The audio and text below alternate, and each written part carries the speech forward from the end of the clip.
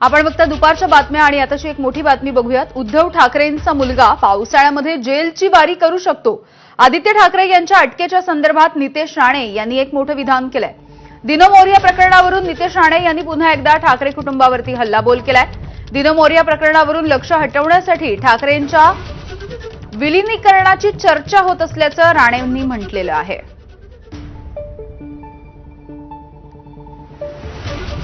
उद्धव ठाकरेंचा मुलगा पावसाळ्यामध्ये जेलवारी करू शकतो असं वक्तव्य आपण बघतोय नितेश राणे यांचं। आदित्य ठाकरे यांच्या अटकेच्या संदर्भात नितेश राणे यांचं हे एक मोठं विधान।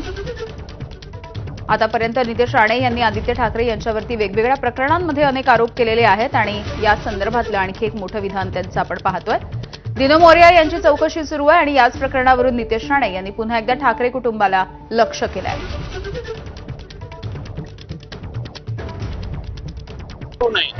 अशा मताचं मी आहे।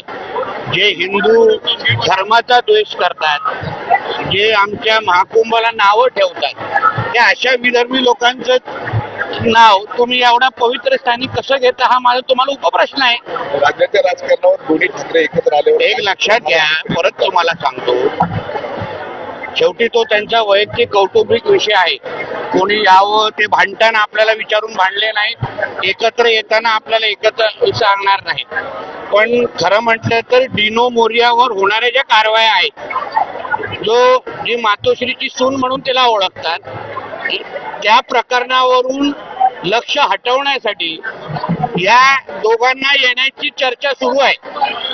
कारण का त्या प्रकरणामुळे उद्धव ठाकरेचा मुलगा हा पावसाळ्यामध्ये जेलची वारी करू शकतो अशा पद्धतीची सगळी माहिती त्या केसमध्ये आहे। कारण का दिनो मोरिया